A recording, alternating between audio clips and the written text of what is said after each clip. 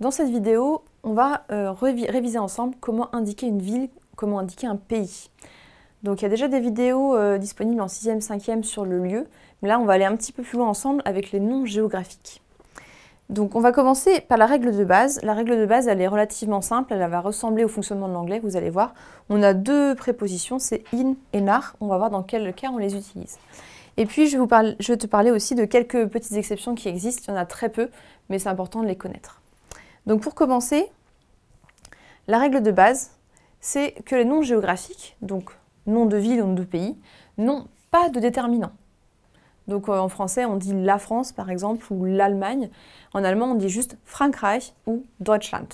Donc pas de déterminant, ça nous simplifie la vie, puisqu'on a simplement à mettre une préposition suivie du nom du pays ou du nom de la ville. Donc on a soit in, soit nach ici. Comment est-ce qu'on va choisir entre les deux ? Eh bien, on va s'aider de l'anglais. En anglais, on a deux prépositions aussi pour indiquer le lieu. On a in et to.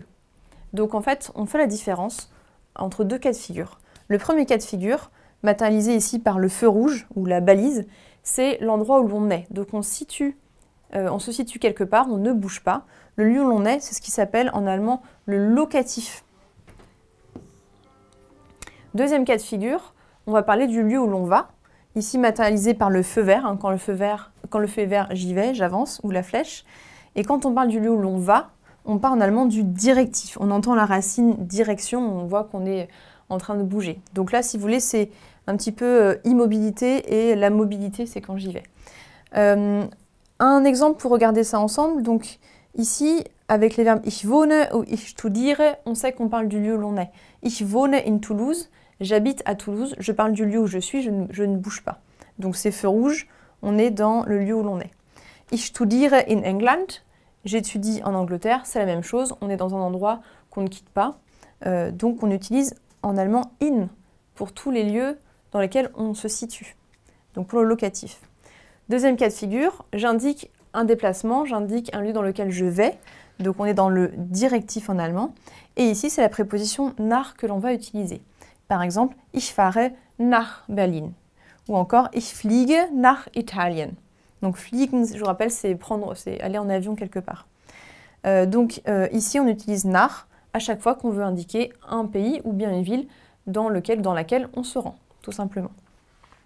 En anglais, c'est la même chose. Quand on est quelque part, donc je situe l'endroit où j'habite, par exemple, l'endroit où j'étudie, on va utiliser in.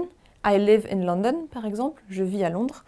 Et quand on va quelque part, I'm going to London, je vais à Londres, on va utiliser to. Donc si vous avez un doute, vous pouvez très bien penser en anglais, est-ce que je mettrais in ou est-ce que je mettrais to, et ça vous aide à trancher entre in aussi en allemand et puis nach. Ça c'est la règle de base pour la très très grande majorité des villes et des pays. Il y a quelques exceptions, peu nombreuses. Mais ces quelques exceptions, en fait, ce sont des noms géographiques, donc des noms de pays notamment, qui sont obligatoirement accompagnés d'un déterminant. Donc on n'en a pas beaucoup, mais on en a quand même quelques-uns.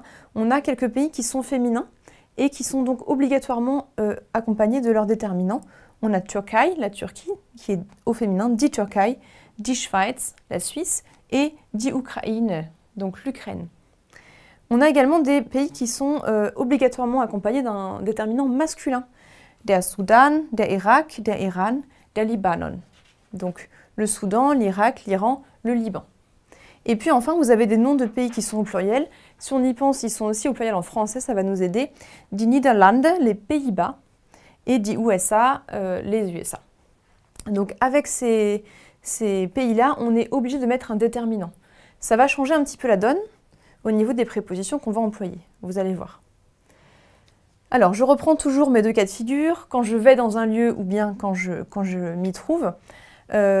Pour simplifier un petit peu, on va avoir une seule préposition pour ces exceptions-là.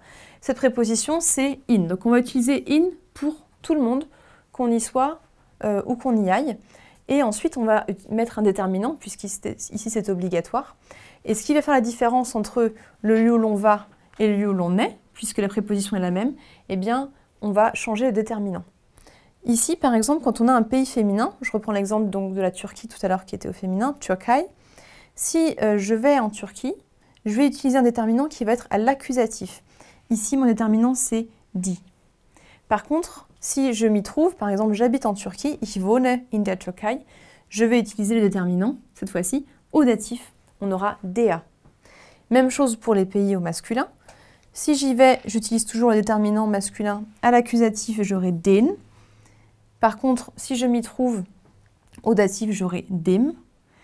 Et puis, si je suis dans un pays qui est au pluriel, donc j'ai pris l'exemple ici des Pays-Bas, ich fliege in die Niederlande. Donc là, on aura le déterminant au pluriel die, puisqu'on est à l'accusatif. Et puis, si j'y suis là, je n'y bouge pas, j'y habite. Ich wohne in den Niederlanden. Au datif, on a besoin du déterminant den et on doit aussi ajouter un n au nom qui suit. Voilà, c'est tout pour les noms géographiques. Donc rappelez-vous, l'écrasante majorité des pays ou des villes n'a pas besoin de déterminant. Mais si vous rencontrez Türkei, Schweiz, Libanon, etc., vous saurez qu'il faut respecter cette petite règle en différenciant toujours le lieu où l'on va et le lieu où l'on est.